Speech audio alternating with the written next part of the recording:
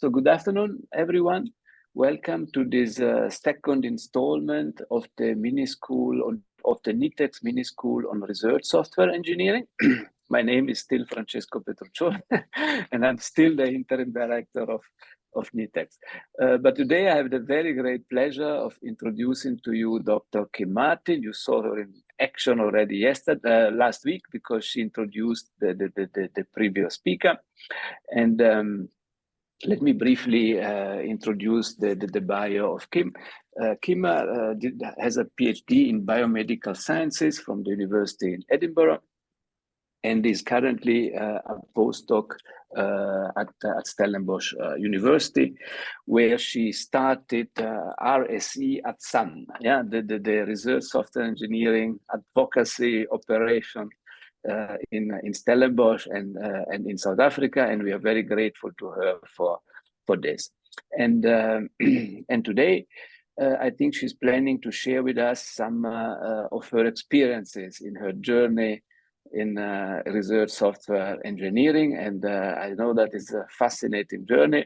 And Kim, we are very eager to hear what you want to share with us this afternoon. Yeah. All of you know the rules of the game. There is a Q&A facility that you're welcome to use, and at the end of the talk, we can give you the opportunity to raise the hand and ask the question directly to Kim. Yeah. So Kim, if you would like to start sharing your screen and begin your presentation, you are most than welcome. Thank you very much, Kim, for being with us today. Great. Just making sure you can hear me okay and you can see my first slide. Yes, we can hear you, we can see you, and we can see your slides. Fantastic. Well, thank you very much, Francesco, and also to NITheCS for providing this platform. It's much appreciated. So this whole October is going to be this RSE talk series. Talks every Wednesday this October. The previous talk was done by Jeremy Cohen, who's Director of Research Software Engineering Strategy at Imperial College London, and that was on how to become an RSE. That's already up on the NITheCS YouTube account. There's going to be two talks after this one. So there's going to be Martin O'Reilly, who is going to be talking about how RSEs contribute to the work of the Alan Turing Institute, which is the UK's National Institute for Data Science and Machine Learning. And then Michelle Barker, who's Director of the Research Software Alliance, will be talking about how research institutes can improve research software quality through supporting RSEs. I just want to take this opportunity, as I have in previous talk as well,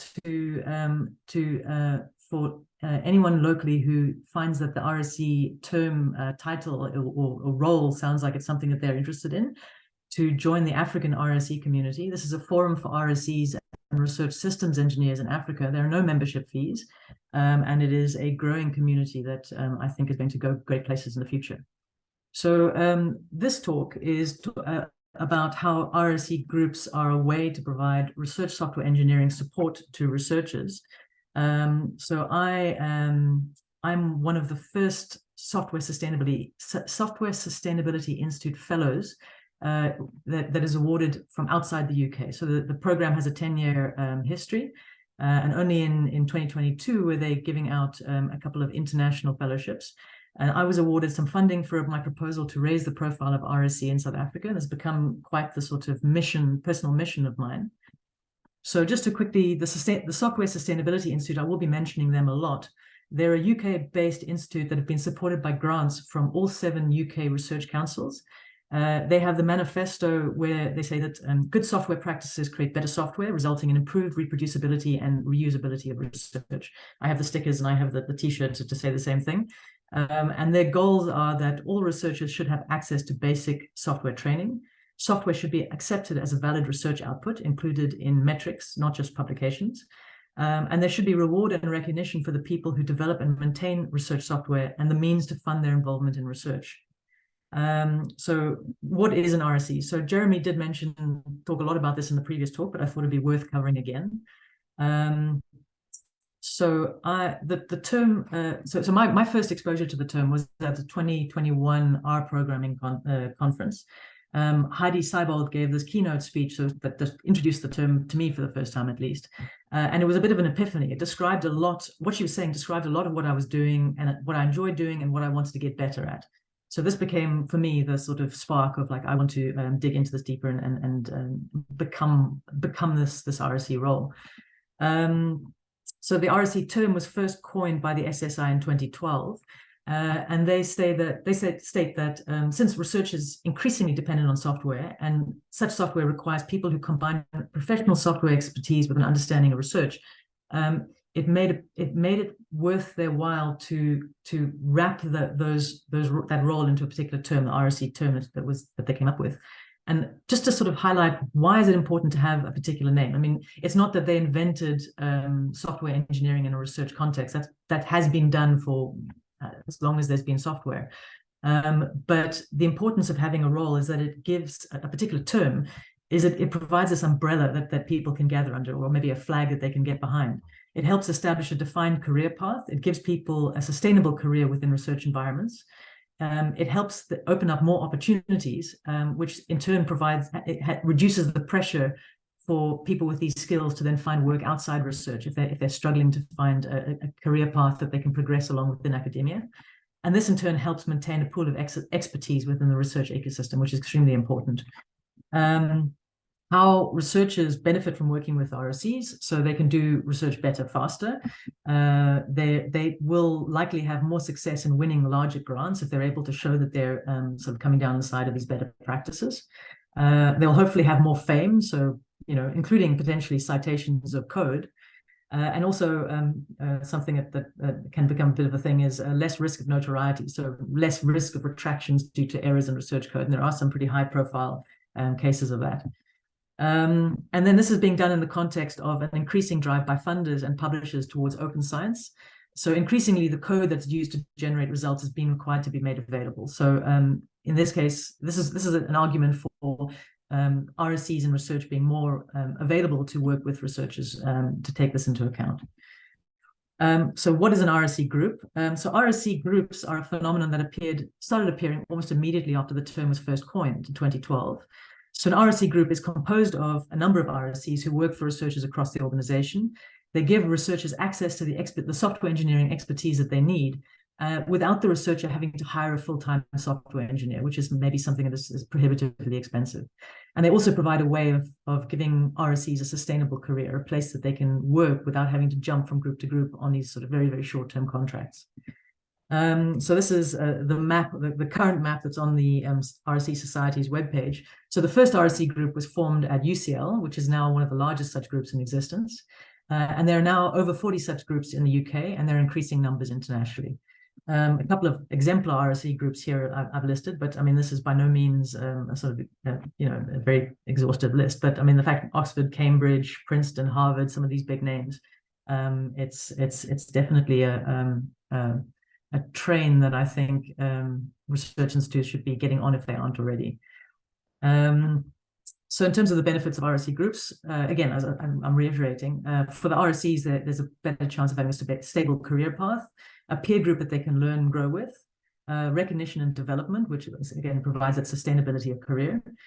For research projects, flexible access to expertise, so being able to reach out and get assistance from people who have these very sort of niche skills. They can share these skilled people between projects, access niche skills, and then for researchers, having a group that they could go to get help and advice, training, and support with infrastructure. So as an example, the University of Sheffield is one group that was started in 2015. It started with one member of staff driving a number of grassroots initiatives involving training and consulting and demonstration projects. There were then 2 RSE fellowships were awarded, followed by additional grants, as the sort of leveraging the increasing interest as funders start to appreciate the value of RSE. And I say that's a trend that's just increasing. And then increasing senior university leadership support and interest from academics, and that group has gone from strength to strength. So RSE at Sun, bringing it back to Stellenbosch University more locally, it's had funding from the Agroinformatics Initiative led by Dr. Jan Grelling so far. And the idea was to solve a number of problems that I was getting the sense existed by talking to the researchers in Stellenbosch. So things like there was concerns about a lack of review of code prior to publication. This is a potentially massive reputational risk in case errors get out into published code.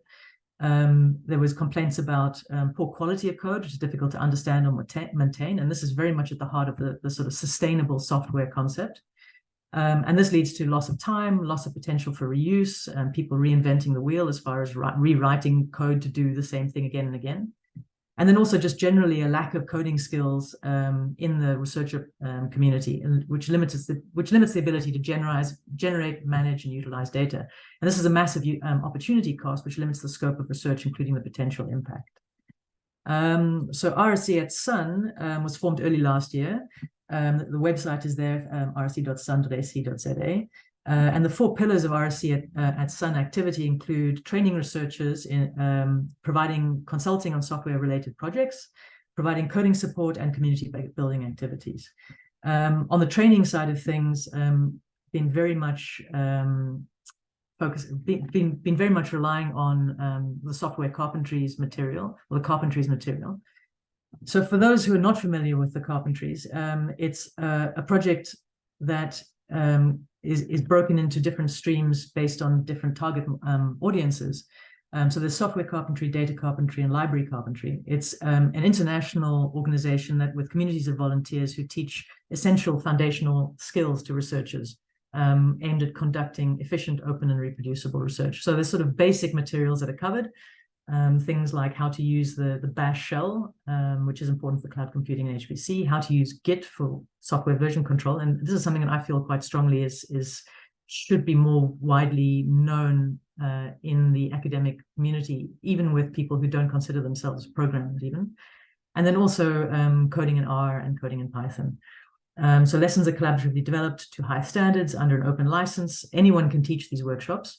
But to teach a carpentries branded workshop, which doesn't cost you anything if you can do it yourself, but you need to be a certified carpentries instructor to be able to do it, to give an official workshop. And with my aim of trying to establish this RSE at Sun, I was certified as an instructor in 2021. We've run a number of different workshops, including some with assistance from UK-based RSEs, online and also in person, where a friend of mine visited and was able to participate in a few workshops when she was in the country. And then there's the consulting side of things. So with consulting, the SSI provided me with some funds to run this RSE consulting pilot project. So the idea of this was to connect UK-based RSEs with researchers in Stellenbosch, although I'm not necessarily limiting this to Stellenbosch University. And the idea was that the researchers' grant applications could potentially be improved by including some text that highlighted how the involvement of an RSE with that research would result in better quality outputs. So the idea is that the consultation will be, the idea of the consultation would also be to help the researcher identify who to hire locally if they did get that grant awarded eventually. So it wouldn't be a case of that then be having to work with the UK RSE in the future. They would get a list of skills that this particular project would call for, and they could identify someone locally with those skills who potentially could consider themselves an RSE, even if at the time they wouldn't maybe know about the term. So there are still opportunities for researchers to get consultation, including researchers from outside Stellenbosch University. So please contact me if you are interested in that. So I presented about these different initiatives at the RSE conference in the UK last year. And the plans going forward, so the RSE at Sun, it's been a process of engaging with the research community about their needs, piloting core services, these training and consultation. And then the main idea is now how to evolve this model that it'll best serve Stellenbosch University as a whole. And this is where learning from the established groups in the UK is something that I really wanted to do. So as I said, I only first learned about the term in sort of mid-2021. I started connecting with the international community online, and obviously with COVID, it wasn't particularly easy to connect with people in person for quite a while. And I'll also highlight something that Jeremy Cohen said in the last talk, that it's a very open and welcoming community. So I would strongly recommend anyone who's interested look at the RSE community. It started as a UK-based society, but it's now the sort of de facto international community for RSEs. and they have a very active Slack platform, which is a good thing to get involved with. But yeah, so in terms of learning from the UK RSE groups, once I first started meeting people in person, so with that 2022 conference where I went through to the UK, I was starting to ask myself these questions of what is it that works for these groups that have been established in the UK in sort of organically over the 10-year period since the term was first coined. I was asking questions like, what is the best context or position within the host organization for these groups? So, should they be sitting in? Is it better when they're formed within IT, or is it better when they're sitting inside an academic faculty, or maybe even a facility which sits as a separate unit, a separate entity by itself? What kind of funding models are the best ones? So, is it sort of individual RSEs being put on sort of fractional grants, or is it better to have RSEs being funded by some organ of the university and then cost recovered through working with researchers? I was curious about whether the centralized or embedded model was something that would work better. So I'll talk a little bit more about centralized and embedded later. But basically, centralized is all the RSEs are sitting in a central part of the university and work across the entire university, regardless of the researcher's disciplines, or embedded, where the group is sitting in a sort of in a particular part of the university. So maybe they sit in health sciences and they only work with health sciences researchers.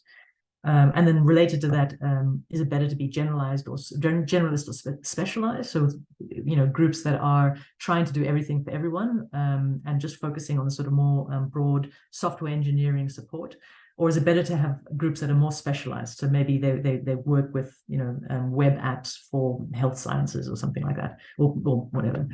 And then management practices. So how are these groups run, and are there any particular practices that tend to work better? Now, given that attracting and retaining RSEs is something that's very important, so it's something that has come up in discussions with RSE group leaders, that it can be quite the challenge to attract RSEs and then to retain them when there are attractive options elsewhere outside, in industry software engineering positions, say. It does seem very important to pay attention to how the organizational environment affects RSEs. Is there anything about the organizational context that makes it easier to attract and retain people? So that then led me to start questioning more along the lines of what works for people. So again, what type of management practices work for RSEs? What type of working environment? What's important in terms of having training, career opportunities available to them? So with that in mind, I was very fortunate that a proposal that I made to the SSI was accepted for something that I call the RSE road trip, which was, the idea was that I would visit a number of different RSE groups in the UK, interview RSEs and try to understand what made these different groups successful. So the first thing I did before I started the road trip was sharing a document of the topics and the questions I was interested in. I shared it to over 100 people who were involved in the RSE community to get input on the topics and questions before I left them, things I should be paying attention to. I got a lot of very useful comments that informed the construction of my interview guide. And actually, this document with its comments is still available. I'm inclined to think that it's a good resource in all of its own. The road trip began in Manchester and it ended in Exeter, and it took about 6 weeks. During the course of the road trip, I visited 14 different universities, 25 different RSE groups, including a number of embedded RSEs. So these would be RSEs who aren't actually a member of a group, but they maybe are hired directly within a research group instead. There were 101 interviews and 98 hours of transcribed recordings, which I've yet to process. So there's, since the trip, I've been decomposing the questions I was asking into variables and adding new variables from themes that emerged during the interviews. I've got about 105 so far, and I'm not finished because I'm yet to capture all the data. The interview data in particular is going to take quite a lot of time. So that being said, I want to say, caution, these are very preliminary impressions, and there's a lot of analysis yet to be done. But I wanted to talk about, so one of the things that was interested in was the diversity of the groups that I was seeing. So I found myself classifying RSE groups into 5 types along 2 different axes. So the axes were the degree of specialization, which I've mentioned already, and also where the client base is located. So this is talking about the generalist versus specialized, and also the centralized versus embedded. And then there were additional subcategories within these quadrants. So just to sort of clarify again, so now a specialized group provides domain and/or technical specialist services to client researchers through the entire institution. So maybe they focus on, it could be, as I say, web platforms, for example, and they maybe focus very much on that particular skill set. Otherwise, then you get independent groups, which apply for funding for RSE-intensive projects that the group co-initiates, and they work with other research groups collaboratively. So this would be more a group that a lot of the work is based around an actual software platform that they develop in-house, and they collaborate with other groups to find the best use for this group, this project, this platform over time. And it would be, they'd be applying for grants to build this platform out further. As an example, an embedded group is a group, are RSEs who are employed as a group within a subdivision of a host institution, and I define them as having an RSE as a manager rather than having a PI as a manager, where the PI maybe doesn't have any software engineering experience themselves. And they provide services to client researchers within that same subdivision. So again, I mean, a typical one would be health sciences. Maybe there's a health faculty, and there's an RSE group within that health faculty. They have an RSE as a manager, and they provide software engineering support to researchers who run groups within that faculty. And then you get embedded RSEs who, I said, are employed within a research group directly, and their manager is not an RSE. So they would probably be reporting directly to the PI. And then more commonly as well, the most common was central groups. So these are RSE groups where they're agnostic as to the domain that they assist with. So they would be helping people from humanities to health sciences to chemistry, geology, whatever it is. And then you get distributed groups where, instead of being situated within a particular part of the university, I mean, and not to say that people don't work remotely, but this would be where members are seconded to research groups for the duration of a project, but function more as a virtual group rather than isolated embedded RSEs. And there's lots of advantages to this approach, I think. Yeah, and just to sort of highlight that the majority of the groups that I've visited were central groups. And this is not to say that this reflects the diversity or the sort of distribution across the UK. This just happened to be the types of groups that I was visiting. But central groups were the most common, and then I met a number of embedded groups and some specialized groups. Distributed and independent groups were rarer, but that's not to say that they are rare. Although actually distributed groups, RSE groups, as far as I can tell, are rare. I'm only aware of 2 of them. In terms of diversity of RSE group, the RSE origins, sorry, this is where the RSEs themselves come from. So this is a slide from a presentation that was given at the last RSE conference in September. And this was the sort of the idea of what do RSEs typically look like, and it's sort of like, a lot of them they have a PhD, they're in the sciences, often male, often white, named as co-authors on permanent contracts. So I kind of found it interesting that a lot of these sort of listed traits were not what I found to be the case when I was doing my tour.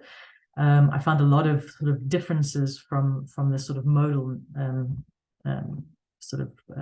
prototype RSE. And again, just to highlight what Jeremy Cohen was talking about in his talk last week. It's important that people don't discount themselves as being potential RSE material, regardless of what discipline they come from, and regardless of what level of programming experience they currently have. I'm very much of the opinion that there's a lot of value from diversity of experience that people can bring. And if you come from a discipline that's not sort of STEM and you don't have much programming experience yet, that's not to say that this isn't a good role for you.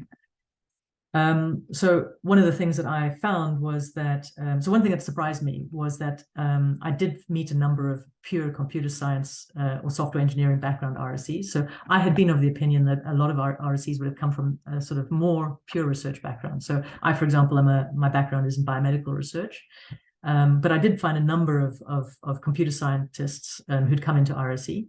But that did seem to depend on the type of group it was in some ways. So many RSEs didn't come from academia or had left academia for some time in industry before returning. And that was something that surprised me as well. I'd kind of been of the assumption that RSEs would have come straight from academia and wouldn't have had much experience outside. This did vary depending on other aspects of the group, but it did appear that when RSEs had come back from industry, that the industry experience that they brought back with them was extremely valuable. It was also very interesting talking to RSEs who'd come back to find out why they'd come back, and the kind of things that were more attractive about the RSE role within a research context than the industry roles that they had been in, and that's something that a lot of them took a pay cut to come back, for example. So internal group practices that worked. So while these groups were very different, I did notice some commonalities in practices that were cited as valuable. So in terms of quality control and continuing professional development, code review was something that was mentioned quite a lot. So this is the practice of when one RSE has finished writing a chunk of code that they want to now submit to the code base, they would sit down with someone else and they would go through the code together and get sort of feedback on it. This doesn't necessarily happen in real time, doesn't really necessarily happen in person, but just the process of having someone else putting their eyes on your code and then also giving you some form of feedback. It is something that seems to benefit both parties. And this is something that I found myself with my own experience as well. And then working together where possible. So this is something that so people who maybe don't yet consider themselves RSEs, who are just busy writing a bit of software, a bit of code while they're doing their research, and also people who are more like embedded RSEs, who are inside a research group but are working alone. There's a lot that people lose out from not having the opportunity to work with other people. I mean, I would say that it's there's a lot more enjoyment that comes from working with people, but also your skill level can improve a lot faster because you can be bouncing off people and learning from each other. There's also the sense that the ability to work with other people in a software context is I think a key skill that opens up doors, even beyond academia if you wanted to move into industry. But I think just generally speaking, it's something that that opens up things. Also, people were talking about book clubs and tech talks. So the benefits of being able to be part of a group where these kind of events were being run to help people level up their skills. In terms of management, so the agile management was mentioned quite a lot. This is sort of a practice that's become more common in industry in recent years. And it's sort of distinguished by very sort of short periods of work with the flexibility of checking at a certain point, where do we go from here? Here is this prototype product that we've made moving in the right direction, or should we change tack at this point? So there's a lot of sort of opportunities for feedback with the client and testing to see if you're moving in the right direction, which is something that works very well in a research context, because typically researchers don't really know where they want to go with the end result of something. They're following where the research takes them. And then in terms of management, this is part of sort of a typical agile culture, but the sort of stand-up meetings. So these would be very quick, short meetings on a very regular cadence. So like maybe even every single day, where people sort of get together and it's literally, a couple of minutes to go through an entire group, and everyone just sort of says, how I'm doing, what I need help with, what I'm doing next. And this is maybe one way of keeping a group of people together and quickly identifying where someone could use some assistance, and also reducing the sort of psychological burden of highlighting that maybe you could benefit from talking with someone else about something that you're struggling with. So in terms of attracting, training and retaining RSEs, something that seemed to be quite key was identifying ways of keeping connected with the local proto-RSEs. So these would be things that the RSE groups were doing to make sure that they were connecting with people in their sort of broader research community who might become RSEs in the future. So running events, including networking events, providing opportunities for people to come and work with the group to see what it's like, so internships and secondments, and also formal coaching and mentoring arrangements, which is something I didn't see too much of, but it seemed a very valuable thing when it was being done. And then this thing of providing RSEs with what they want, and now that's a whole additional thing that needs to be unpacked, because it's not so simple. So different people want different things. This is something that came out quite strongly when I was doing my many interviews. Some people want to remain in an RSE role, and they don't want to have to think about academic metrics or worry about grant funding. They just want to be able to focus on writing good software, having interesting projects to work on. They don't want to have to be putting out publications to advance their careers, and they don't want to have to worry about writing grants or wondering if their PI is writing, is going to get the next grant through. Some RSEs want to have the opportunity to move into a more traditional academic role, and that may be moving back into a role after they've sort of stepped out of the sort of stereotypical academic career track. And I believe that this is a good thing, that this should be something that is encouraged and supported. And also, some RSEs, after they've spent time in an RSE group, may want to move to industry, and I believe that's also something that may be a good thing and maybe should be encouraged and supported. So I see the ideal of an RSE group as being a platform for capacity development and increasing opportunities. So, I see it as a place where, people with computer science or software engineering training, with or without industry experience, can come and join the group. And likewise, researchers who may or may not have a PhD can also come and join the group. Within a group, they would have the opportunity to get training and experience as an RSE. And then beyond, at a certain point, they may choose to leave. And at which point they should have many more opportunities available to them by virtue of the fact they've had this experience and training. So I've listed here, being a self-employed consultant, going to industry, joining or staying with an RSE group, or going to a different RSE group in a different university maybe, taking on an embedded RSE role, so becoming an RSE that works directly with a researcher, or an academic position. And just to highlight these, these two, going to industry and going to an academic position, I think there's virtue in both of these sort of directions or paths. It might be a little bit of an awkward one, but it is true that it is the case that salaries in industry are much higher than are typically the case in academia, and it doesn't seem like that's going to change entirely. But there's still the possibility that if there is a clear track for RSEs to move into industry, and that's something that is a thing, that may then lead to an upward pressure on RSE salaries from RSEs that remain in academia, and I think that that's not necessarily a bad thing.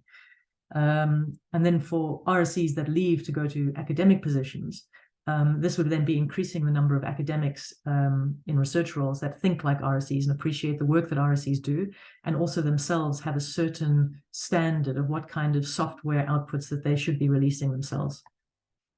So the Aalto RSE group in Finland is I think has been leading the way in this way of thinking for quite some time. So this is a snip from their recruitment page, and you've just seen the last line there. It says, I'm interested in if you're interested in going to a scientist developer kind of role in a company, but need more experience before you can make that transition. They encourage people like that to come and join them, with the stated, absolutely open that this would be a good pathway, a good stepping stone for that kind of thing. So I think that they've been leading the way in this way of thinking for quite some time. And again, different people like different work. So some RSEs want to avoid falling into a postdoc role, and they don't want to become too closely embedded in a research group. So they want to be able to sort of wall off the role that they take within a project, focus on the software, and not be engaged in the actual sort of analysis of data and coming up with the story and writing the publication. Some RSEs that I spoke to became RSEs because they wanted to get out of that kind of role. On the other hand, there are some RSEs who really want to have close collaborations with researchers, and they are frustrated if they are not able to engage closely with the research work itself. And that this is part of the attraction of the RSE role, the academic the research role for them, is that they can engage with the research. It's the intellectual challenge and enjoyment of it. So different roles for different people. This was something that's sort of I was noting when I was moving between these different groups. So the term product owner is something that comes out of a more sort of that agile software engineering management paradigm, where you have someone who sort of takes more of responsibility for the product, and also they sort of stand in sometimes for the client, and they connect with the software engineers, and they're able to sort of bridge those two different ways of thinking. They're able to talk to the software engineers in their own language, and they're also able to keep a focus on what actually the end goal should be. And it may be the case that a product owner would be a very good role for an RSE who's more research adjacent, or maybe a newer to the role of the software engineering side of things, in which case they can be very effectively paired with someone who's more of an experienced software engineer, in an RSE role. And it may be the case that both parties would benefit from such a pairing. And again, in the idea of being part of an RSE group being something that opens up opportunities to people, you can imagine a researcher coming into an RSE group, taking on more of a product owner role, and then maybe finding opportunities in industry later on to actually be, formally named as a product owner. In larger teams, a couple of times I came across this interest in the development of a dedicated project manager role within the existing team. So some of these teams are very, very large, and the activities are very complex. There's a large number of projects that are ongoing at any given time. And it seemed to make sense that there was someone who took on this project management role. And again, this is another way that people joining the group could have opportunities to gain skills and experience that could serve them if they chose to leave later on. And just generally speaking, my belief is that there should be a diversity in roles that reflects the diversity in goals. Individual people have different goals for where they want to go with their careers. So it seemed that there's this idea then of an RSE group being able to break it into different roles that may help or hinder people to moving into different paths in the future. As I was talking, product owner, project manager. And just to highlight as well that people can, if they do leave to go to industry or to become an embedded RSE, there is value in that, because potentially not necessarily that's the only value, but they could choose to come back. If they go to industry, they may come back bringing additional skills and additional experience that could help the group improve as a whole. And if they leave to become an embedded RSE in a research group, when they come back, they would maybe bring additional connections and experience, which may lead to more business in the future for the group. So it may be the case that the sort of monolithic central RSE group, and as I said, I've visited quite a lot of these central RSE groups, but it may be the case that this is not the best solution for all cases. So potentially a hybrid model that has more or less formal ties with a distributed network of embedded groups and embedded RSEs would serve RSEs and researchers best. So I'm thinking that maybe the ideal might be a hub and spoke model, where there's a larger central group connected to different organizations throughout the research institution. And again, there's this idea of there could be a two-way flow of people, where RSEs that move out to the periphery of this kind of network, maybe they move from the central group to a sort of embedded group, or maybe they start out in an embedded group working very closely with health scientists. And then as their software, initially they may be more valuable because they may have come from a health sciences background, but as their software engineering skills increase, they may choose to move to the central RSE group and then get experience working more broadly across different domains.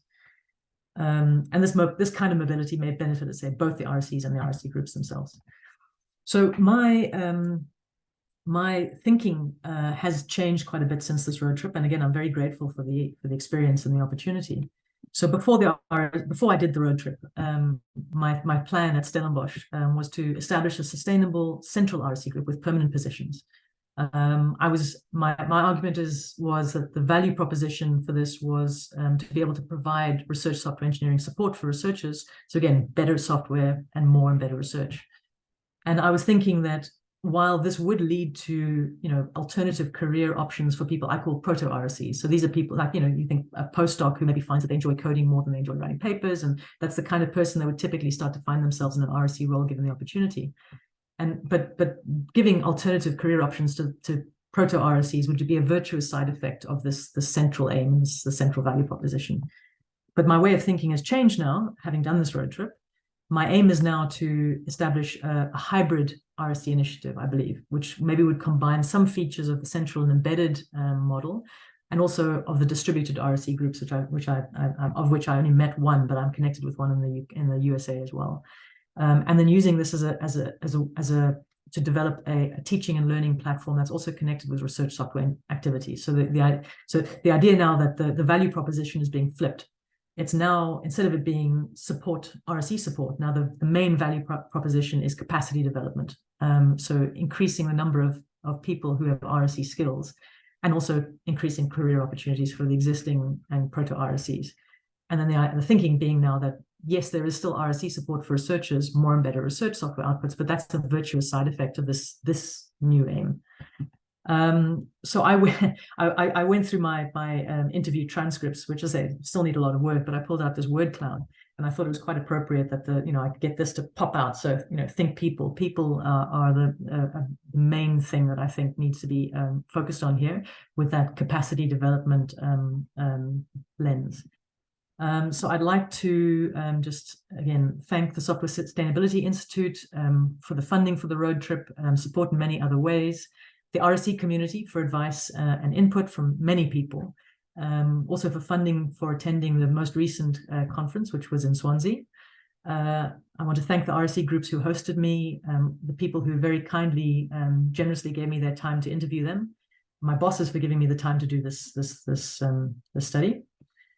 Also, I want to thank you for your time. So that's my email address, RSE at Sun's webpage. I would really encourage that people join the RSSE Africa community. I think something that is building there that's very special. And also, I believe it's really worth people's while to join the International RSE Society Slack. That doesn't cost anything. And again, one of the channels within that Slack is for RSSE Africa. So you will find local people there as well. But yeah, thank you very much. I need to figure out how to stop sharing. Yeah, thank you very much, Kim, for the very interesting talk, and in particular for sharing the development of your thinking about the role of RSE in our context. Yeah, Kim, there are a few questions in the chat that I might share with you now, but I still want to offer the participant the opportunity to raise their hand and ask you questions in person. Yeah, there is a first common question, which is how diverse were the technology used by RSEs in terms of programming languages? Is it only R and Python, or do people do more crazy things? I think people do more crazy things. So it depended. I mean, I think R and Python gets used a lot, but I personally suspect that one of the values of RSEs working with R and Python is more that they're able to bridge the gap better with researchers who are more likely to have that experience. So you might find that the first engagement a researcher has with an RSE group is to get some training, maybe in some basic programming, and then they might want to come back and have some consultation of like they want to do this thing and how would they do it, and they might get a little bit of hand-holding and support to start doing things themselves. But potentially when they've gotten to the point where they've reached the ceiling of their skills or their interest or aptitude with the programming, they don't actually want to take things further themselves.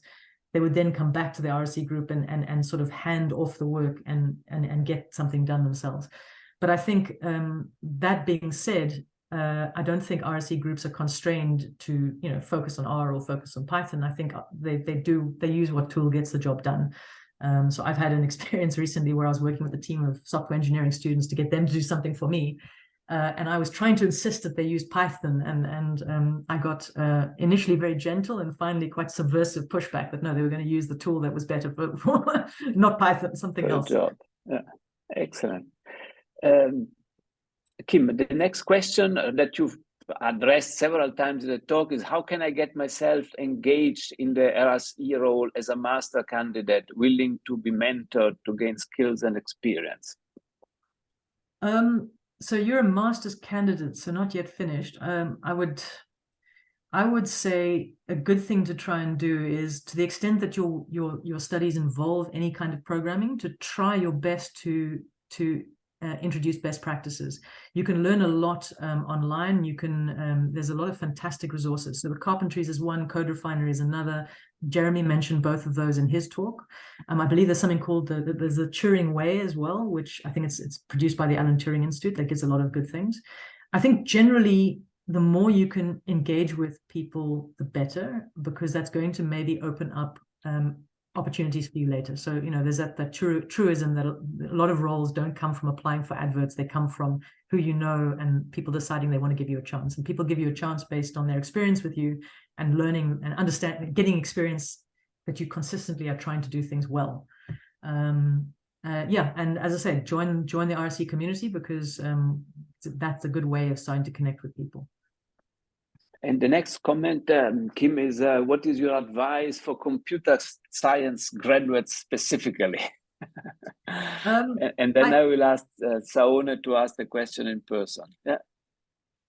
So for computer science graduates specifically, I think people who study computer science are already off to a very good start. I think where they so as I said, I've been surprised because I'd expected most RSEs to come from a domain background, but a lot of people came from a computer science background. Where people who study computer science may be lacking is in the experience of engaging with people who are not computer scientists. And that is one of the skills that really does make an RSE. So I think someone was talking about, someone asked the question in the previous talk, what's the difference between a software engineer and a research software engineer? I mean, I think one of the big differences is that a research software engineer is familiar with the research environment and is comfortable engaging directly with researchers and trying to translate their unique problems and goals into something that can be solved in the software with software.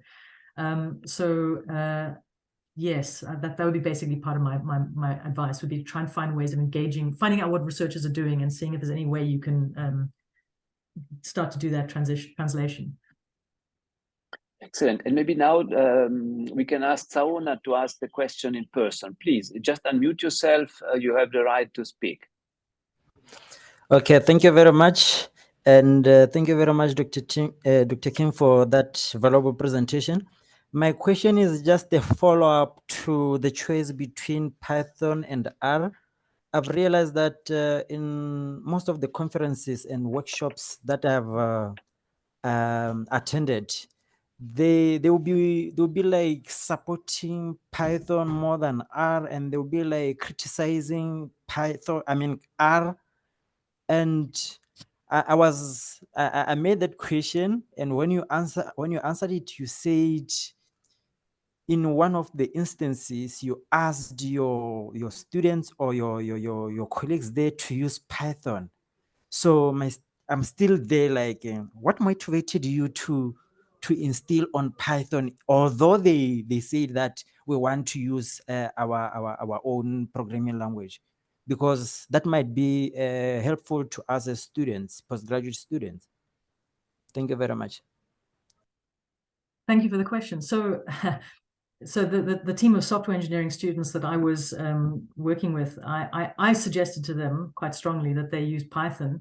The reason being that when they finished the work, the software output that they would have created, it should be something that another team of people, or someone like me, would be able to easily pick up.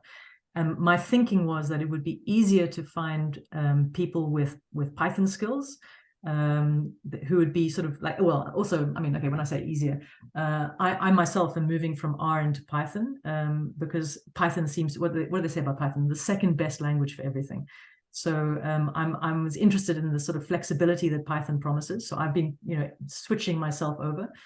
So my thinking was that this team of students, when they finish what they're doing, if it's a Python software, then it's more likely that I can then get into it and start continuing where they left off. But as I say, they made a very, very strong case that it wasn't the best tool for the job, and they wanted to use more sort of Java-based tools, and that was left to their discretion. But yeah, just generally the logic that I mean, there's the tool, and then there's also other things about making sure that the work can be continued by other people. And this is again to do with the Software Sustainability Institute's sort of things that they value. And that's not necessarily just about the language. There's a lot there about good quality code in any language, and also very important is things like documentation and making things available through version control. But I don't think I'm answering your question. I think I'm rambling a little bit. But yeah, basically, I think the general thing is whatever the right tool for the job is, depending on things that make sense, like does it have the right libraries to do the thing you want it to do? One of the important things is, do other people have the access to the same skills? Because if you're going to work with a team of people over a long period of time, that's important. And then general things about being able to work with other people over a long period of time, maybe people who can't talk to each other. is good things to do with good quality of the way things are written. Excellent. Kim, there is a very interesting comment in the Q&A. And the comment is by Peter van Heusden. Computational research progress includes a small number of big projects like the SKA and a long tail of smaller projects with less resources. How can smaller projects be supported by or with RSEs? I see it now. Yes, how can smaller projects be supported with RSEs? So I think that's actually one of the major, thanks for the question, Peter. I think that's one of the major value propositions of an RSE group. Because if it's a large project with lots of funding available over a long period of time, projects like that can generally hire someone with skills and provide them. I think my internet connection is dropping off. Projects like that can generally hire an RSE or a software engineer who works in a research environment. But it's the smaller projects that maybe would really benefit from having a software engineer, an RSE involved, whether it's just to give a bit of consultation or actually take the project and move things along a bit. And maybe they don't need that person's help full time. Maybe they need a couple of weeks at the start of the year and then a month halfway through.